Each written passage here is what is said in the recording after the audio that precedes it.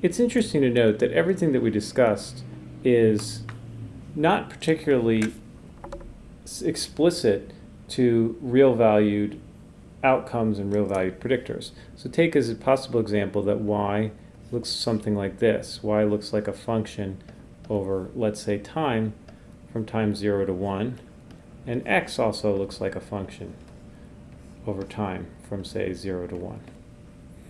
So let's consider the space L2, 0, 1, which is the space of square integrable functions on 0, 1, where the inner product of f and g on this space is integral from 0 to 1 f of t, g of t, dt.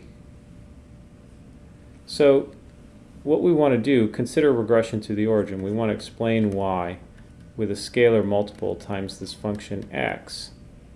And how could we prove that beta hat is kind of what we would think it would be? Well, beta hat, we think the answer is going to be the inner product of y and x over the inner product of x with itself.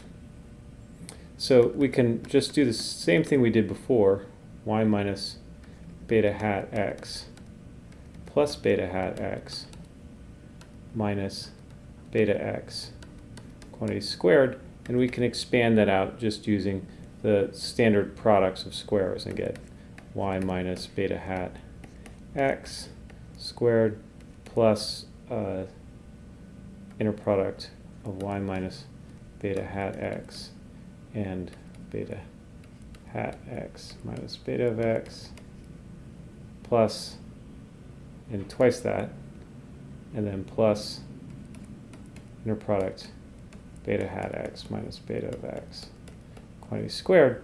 Now this quantity is positive, so if we get rid of it, we only get larger. And I'd like for you to go through the notes or do it as homework to show that that quantity is 0, so that we get that if we plug in an arbitrary value of beta, we're always going to be bigger than if we plug in the specific value beta hat. So what we see is that the least squares equation works in this case in this generalized space, so that if we want to explain an observed outcome y, we want to explain it as a function of the other function x as a scalar multiple of x, then we get the same answer. Now consider the instance where x is just the function 1 on 0 to 1. So x just looks like this,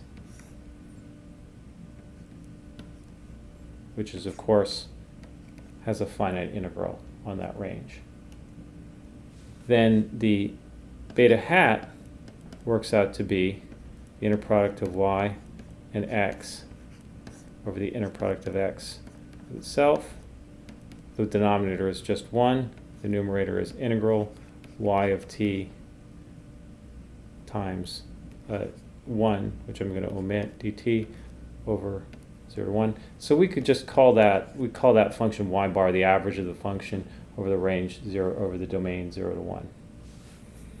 So we could define, say, y tilde as the centered version of y minus y bar times the function, let me call j, the function that's constant 1 between 0 and 1.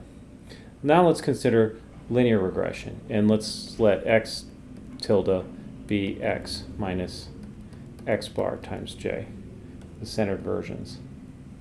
So, and I need just a couple other definitions. Let me define the covariance between two functions y and x as the integral from 0 to 1 of y minus y bar times j x minus x bar times j, and I'm omitting the dt. I'm omitting the fact that this is j of t, this is y of t. Okay, I guess I'm not omitting it because I'm writing it right now. Okay, so I'm going to define that as the covariance, and then define the variance of, say, y as the covariance of y by itself. So now we've just extended things like the covariance and the variance to, and of course we can then also extend the correlation and the standard deviation to now functions on the square integral space. Now let's suppose we wanted to minimize y, our function y, minus beta naught times j minus beta 1 times x. we can do our same old trick. If we hold beta 1 fixed, right, and think of y minus beta 1x as a single function, then we're going to get that the solution beta naught, as it depends on beta 1, has to be equal to y bar minus beta 1 x bar. Plugging that back in, we're going to then just get a regression to the origin case again, and we're going to get that beta 1 is equal to, beta 1 hat is equal to the correlation between the function y and the function x times the functional standard deviation of y divided by the functional standard deviation of x.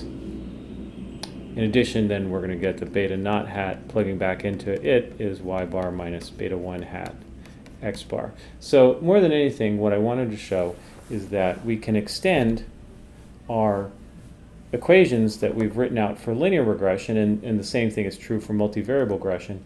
We can extend them to these more complex spaces. This is an example of a so-called Hilbert space, and you can just have linear regression and multivariable regression for a general Hilbert space. You basically just need the inner product and to define concepts like the correlation and the covariance like this, but all of the results basically work out to be the same.